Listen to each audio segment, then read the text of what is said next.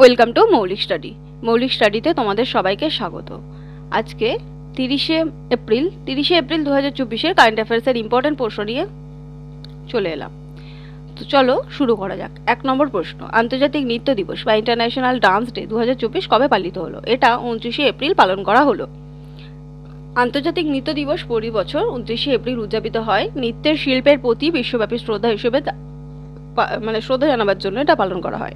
International theatre ইনস্টিটিউটের নৃত্য committee দ্বারা এটা পরিকল্পনা করা হয়েছে। পারফর্মিং আর্টের ক্ষেত্রে ইউনেস্কোর একটি অপরিহার্য অংশীদারি হিসেবে এই দিনটি আধুনিক ব্যালের পূর্বপুরুষ হিসেবে সম্মানিত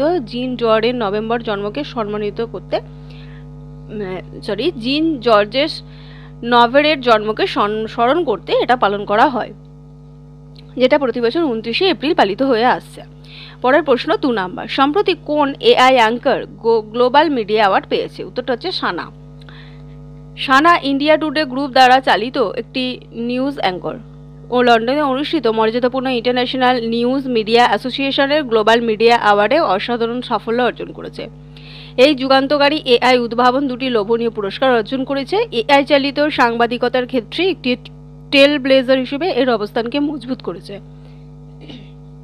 সানা কাস্টমার ফেসিং প্রোডাক্ট এআই সর্বোত্তম ব্যবহার এই বিভাগে প্রথম পুরস্কার জিতেছে। পরের প্রশ্ন 3 নাম্বার, সম্প্রতি কে গোল্ডম্যান এনভায়রনমেন্টাল পুরস্কার 2024 জিতেছেন? উত্তরটা হচ্ছে অলোক শুক্লা। অলোক শুক্লা একজন বিখ্যাত পরিবেশ কর্মী এবং ছত্তিশগড় বাঁচাও আন্দোলনের আহ্বান মর্যাদাপূর্ণ 2024 গোল্ডম্যান পরিবেশ পুরস্কারের জন্য নির্বাচিত হয়েছেন। সবুজ নোবেল পুরস্কার নামে এটি পরিচিত। এটি বার্ষিক পুরস্কারে পরিবেশ সুরক্ষায় তাদের অসামান্য অবদানের জন্য বিশ্বব্যাপী তৃণমূল পরিবেশ চ্যাম্পিয়নদের সম্মানিত করে। 2024 গোল্ডম্যান এনভায়রনমেন্টাল পুরস্কারে বিজয়ীরা এই বছর বিশ্বের 6 জন অধ্যুষিত অঞ্চল থেকে 7 জনকে বার্ষিক গোল্ডম্যান এনভায়রনমেন্টাল পুরস্কারের জন্য নির্বাচিত করা হয়েছে। তাদের বিজয়ী দেশ এবং অঞ্চলের মধ্যে বলে দিই। 1 নম্বরে আছে মার্শেল গোমেজ, ব্রাজিল, দক্ষিণ ও মধ্য আমেরিকা। 2 নম্বরে আছে মুরাওয়া মারুচি জনসন, অস্ট্রেলিয়া দ্বীপপুঞ্জ এবং দ্বীপদেশ। 3 নম্বরে আছে আলোক শুক্লা, তিনি ভারত এশিয়া। 4 নম্বরে তেরেসা ভিসেন্ট, স্পেন ইউরোপ থেকে। 5 নম্বর হচ্ছে অ্যান্ড্রে ভিডুরে, মার্কিন যুক্তরাষ্ট্র উত্তর আমেরিকা। এবং 6 নম্বরে আছে নহনলে এম বুথুমা এবং সিনেগুগু, তিনি হচ্ছে জুকুল, দক্ষিণ আফ্রিকা থেকে। শুক্লার স্বীকৃতি ছত্তিশগড়ের ভারতের যে আলোক শুক্লা, তিনি হচ্ছেন ছত্তিশগড়ের ফুসফুস হিসেবে বিবেচিত হাঁসদেও আনন্দ বনকে রক্ষা করার জন্য তার যে প্রচেষ্টা, সেখান থেকে তাকে দেওয়া হয়েছে। 2010 সালে সরকার এই এলাকার 2টি কয়লা ব্লক খনির জন্য বেসরকারি কোম্পানির কাছে নিলাম করে। এর হুমকি মোকাবেলায় শুক্লা হাঁসদেও অরণ্য বাঁচাও সংগ্রাম সমিতি প্রতিষ্ঠা করেন এবং স্থানীয় আদিবাসী সম্প্রদায়কে একত্রিত করেন। পরের প্রশ্ন 4 নাম্বার, সম্প্রতি কে পণ্ডিত লাচ্চু মহারাজ পুরস্কারে সম্মানিত হয়েছেন? উত্তরটা হচ্ছে হেমা মালিনী এবং সায়রা বানু। এছাড়াও অনেকে আছে, বলছি। প্রখ্যাত হিন্দি চলচ্চিত্র সুপারস্টার হেমা মালিনী এবং সায়রা বানু সহ শিল্প ও সংস্কৃতির ক্ষেত্রে অন্যান্য বিশিষ্ট ব্যক্তিত্বকে মর্যাদাপূর্ণ পণ্ডিত লাচ্চু মহারাজ পুরস্কারে সম্মানিত করা হবে। উত্তরপ্রদেশের লখনৌতে 31শে আগস্ট 2024 এই পুরস্কার বিতরণী অনুষ্ঠানটি হবে। লাচ্চু মহারাজ পুরস্কারে ভূষিত হবেন 10 জন বিশিষ্ট ব্যক্তি। বিখ্যাত কত্থক উদ্যোক্তা লাচ্চু মহারাজের স্মরণে প্রতিষ্ঠিত লাচ্চু মহারাজ পুরস্কার 2014 সালের পর আর দেওয়া হয়নি। এইভাবে পণ্ডিত লাচ্চু মহারাজ ব্যালে ফাউন্ডেশন 10 জন ব্যক্তিকে এবছর সম্মানিত করার সিদ্ধান্ত নিয়েছে। কোভিডের কারণে 2020 সালের জন্য কোনো পুরস্কার ঘোষণা করা হয়নি। 10 জনের মধ্যে রয়েছেন উমা শর্মা 2015 নতুন দিল্লি কত্থক, রামা বৈদ্যনাথন 2016 সালে নতুন দিল্লি কত্থক, উমা ডোগরা 2017 সালের জন্য জয়পুর কত্থক, হেমা মালিনী 2018 জন্য মুম্বাই কত্থক চলচ্চিত্র অভিনেত্রী তিনি, সায়রা বানুও তাই 2019 জন্য তিনি পাচ্ছেন। 6 নম্বরে হচ্ছেন সন্ধ্যায় পুরিচা, সঙ্গীত নাটক একাডেমি 2018, মুম্বাই ভারতনাট্যম এক্সপোনেন্ট। 7 নম্বরে হচ্ছে মালবিকা মিত্র 2021 সালের জন্য কলকাতা কত্থক। 8 নম্বরে প্রাচী সহ মুম্বাই কত্থক চলচ্চিত্র অভিনেত্রী, তিনি 2022 জন্য। 9 নম্বরে 2023 জন্য অসীম বন্ধু ভট্টাচার্য মুম্বাই কত্থক এবং 2024 জন্য হচ্ছে পণ্ডিত রাজেন্দ্র গঙ্গানি জয়পুরি কত্থক। এই টোটাল 10 জনকে এই পুরস্কার দেওয়া হবে। পরের প্রশ্ন 5 নাম্বার, সম্প্রতি কে ভূমি সম্পদ বিভাগে পরিচালক হিসেবে নিযুক্ত হয়েছেন? উত্তরটা হচ্ছে সর্বানন্দ বর্ণওয়াল। 2010 ব্যাচের ভারতীয় পরিসংখ্যান পরিষেবার অফিসার সর্বানন্দ বানোয়ালকে ভূমি সম্পদ বিভাগে পরিচালক হিসেবে নিযুক্ত করা হয়েছে। 26শে April 2024 department of personnels and training দ্বারা জারি করা এই আদেশের মাধ্যমে নিয়োগ করা হয়েছে। বানোয়ালের নিয়োগে সেন্ট্রাল স্টাফিং স্কিমের অধীনে দায়িত্ব গ্রহণের তারিখ থেকে 5 বছরের জন্য বা পরবর্তী আদেশ পর্যন্ত যেটা আগে হয় সেটা থাকবে। ভূমি সম্পদ বিভাগের পরিচালক হিসেবে বানোয়ালের ভূমি ব্যবস্থাপনা, নীতি প্রণয়ন এবং তথ্যচালিত সিদ্ধান্ত গ্রহণের প্রক্রিয়া সম্পর্কিত বিভিন্ন উদ্যোগ তদারকি ও বাস্তবায়নে গুরুত্বপূর্ণ ভূমিকা তিনি পালন করবেন। পরের প্রশ্ন 6 নম্বর। সম্প্রতি কোন দেশের প্রধানমন্ত্রী হুমজা ইউসুফ তার পদ থেকে পদত্যাগ করেছেন? উত্তরটা হচ্ছে স্কটল্যান্ড। স্কটল্যান্ডের প্রথম মুসলিম ফার্স্ট মিনিস্টার এবং স্কটিশ ন্যাশনাল পার্টির নেতা হুমজা ইউসুফ রাজনৈতিক অস্থিরতার মধ্যে পদত্যাগের ঘোষণার সিদ্ধান্ত নিয়েছেন। এই সিদ্ধান্তটি স্কটিশ গ্রিনসের সাথে এসএনপি জোট ভেঙে যাওয়ার পরে বিরোধীদের অনাস্থা প্রস্তাবের সূত্রপাত। ইউসুফ একটি তহবিল কেলেঙ্কারি এবং প্রাক্তন নেতা নিকোলা স্টার্জনের প্রস্থান সহ চ্যালেঞ্জগুলির মধ্যে রাজনৈতিক ক্ষমতার জন্য তার মূল্যবোধ নীতিগুলির সাথে আপোষ করতে অস্বীকার করার কথা উল্লেখ করেছেন। স্কটল্যান্ড এটা হচ্ছে যুক্তরাজ্যের একটা অংশ। রাজধানী এডিনবার্গ, মুদ্রা পাউন্ড স্টার্লিং, অফিসিয়ালি ভাষা হচ্ছে স্কটস। পরের প্রশ্ন 7 নাম্বার।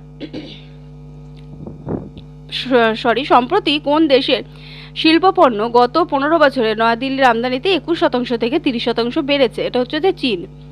চীনা শিল্প পণ্যের ওপর ভারতের ক্রমবর্ধমান নির্ভরতার উল্লেখযোগ্য অর্থনৈতিক এবং নিরাপত্তা উদ্বেগ উপস্থাপন করে গত 15 বছরের নয়াদিল্লির আমদানিতে চীনের অংশ 21 থেকে 30% বেড়েছে। এই পরিস্থিতি বৈচিত্র্যময় এবং স্থিতিস্থাপক সরবরাহ শৃঙ্খল লালন পালনের জন্য আমদানি কৌশলগুলির একটি কৌশলগত পুনর্মূল্যায়ন দাবি করে। চীন এটা হচ্ছে পূর্ব এশিয়ার একটি দেশ। রাজধানী বেইজিং, অফিসিয়ালি ভাষা ম্যান্ডারিন, প্রেসিডেন্ট হচ্ছে সি জিনপিং আর সরকারি মুদ্রা হচ্ছে রেনমিনবি। পরের প্রশ্ন 8 নাম্বার। সম্প্রতি কোন দেশের আল মাকতুম আন্তর্জাতিক বিমানবন্দর বিশ্বের বৃহত্তম বিমানবন্দর হতে চলেছে? উত্তরটা হচ্ছে সংযুক্ত আরব আমিরাত। দুবাইয়ের হচ্ছে এই বিমানবন্দরটা আছে। দুবাই বিশ্বের বৃহত্তম বিমানবন্দর আল মাকতুম আন্তর্জাতিক বিমানবন্দর নির্মাণের জন্য একটি উচ্চবিলাসী প্রচেষ্টা শুরু করেছে। সেখানে 400 টার্মিনাল গেট এবং 5টি সমান্তরাল রানওয়ে সহ বার্ষিক 260 মিলিয়ন যাত্রীদের থাকার অভূতপূর্ব ক্ষমতা করবে। শেখ মোহাম্মদ বিন রশিদ আল মাকতুমের নেতৃত্বে এই প্রকল্পটি উদ্ভাবন এবং বৈশ্বিক সংযোগের প্রতি দুবাইয়ের প্রতিশ্রুতি নির্দেশ করে। 2010 সালের একক টার্মিনাল দিয়ে খোলা আল মাকতুম আন্তর্জাতিক বিমানবন্দর মহামারীর একটি গুরুত্বপূর্ণ বিমান চলাচল কেন্দ্রে পরিণত হয়েছে। সংযুক্ত আরব আমিরাত এটা পশ্চিম এশিয়ার দেশ। প্রেসিডেন্ট মোহাম্মদ বিন জায়েদ আল নাহয়ান, রাজধানী আবুধাবি, মুদ্রা হচ্ছে সংযুক্ত আরব আমিরাত দিরহাম। যেহেতু এটা দুবাই হচ্ছে আমিরাতের সর্ববৃহৎ এবং সবচেয়ে বড় জনশহর। পরের প্রশ্ন 9 নাম্বার। সম্প্রতি ভারতীয় রিজার্ভ ব্যাংক আরবিআই কোন ব্যাংকগুলিকে ইউনিভার্সাল ব্যাংকে রূপান্তরের জন্য নির্দেশিকা জারি করেছে? উত্তরটা হচ্ছে এসএফবি অর্থাৎ ক্ষুদ্র আর্থিক ব্যাংক, স্মল ফাইন্যান্স ব্যাংক। ভারতীয় রিজার্ভ ব্যাংক ক্ষুদ্র আর্থিক ব্যাংকগুলির জন্য নির্দেশিকা জারি করেছে, যারা ইউনিভার্সাল ব্যাংকগুলি রূপান্তর করতে চাইছে। রূপান্তরের জন্য একটি পথ প্রদান করেছে এবং স্বেচ্ছায় রূপান্তর আরবিআই দ্বারা নির্ধারিত নির্দিষ্ট মানদণ্ডের সাপেক্ষে।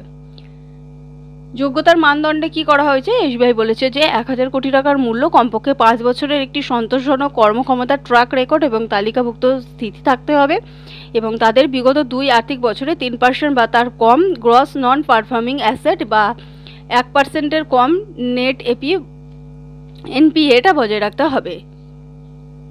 RBI, reserve bank of India, এটা ভারতের কেন্দ্রীয় ব্যাংক এবং ব্যাংকিং ব্যবস্থার নিয়ন্ত্রণের জন্য দায়ী নিয়ন্ত্রক সংস্থা। ভারত সরকারের অর্থ মন্ত্রণালয়ের মালিকানাধীন। প্রেসিডেন্ট হচ্ছে গভর্নর হচ্ছে শক্তিকান্ত দাস। প্রতিষ্ঠা হয়েছিল 1935 কলকাতায় এবং সদর দপ্তর হচ্ছে মুম্বাই, মহারাষ্ট্র। পরের প্রশ্ন এবং লাস্ট প্রশ্ন 10 নাম্বার। সম্প্রতি কোন ভারতীয় ক্রিকেটার আইপিএলতে 150টি ম্যাচ জিতে রেকর্ড গড়েছেন? উত্তরটা হচ্ছে এমএস ধোনি। ম্যাচটি কিংবদন্তি এমএস ধোনির জন্য যে লাস্ট হয়েছিল 150তম ম্যাচ হিসেবে একটা অসাধারণ মাইলফলকের সাক্ষী ছিল। তিনি অসাধারণ কীর্তি এবং তার শ্রেয় সতীর্থ রবীন্দ্র জাদেজা এবং প্রাক্তন মুম্বাই ইন্ডিয়ান্সের অধিনায়ক রোহিত শর্মাকে 133টি জয়ের সাথে একটি দূরবর্তী স্থানে দ্বিতীয় স্থানে বেঁধেছে। সেকেন্ড হয়েছে এই পজিশনে রোহিত শর্মা, তার হচ্ছে ম্যাচ হচ্ছে 133। আর মহেন্দ্র সিং ধোনি হচ্ছে 150টি। এরপর আছে দীনেশ কার্তিক, তিনি হচ্ছে 125, এবং সুরেশ রায়না হচ্ছে 122। এই ছিল আজকে সমস্ত ডিটেলস। ভিডিওটা ভালো লাগলে লাইক করো, বন্ধুদের সাথে শেয়ার করো, চ্যানেলে নতুন হলে অবশ্যই চ্যানেলটি সাবস্ক্রাইব করো। আজকে এতটুকুই।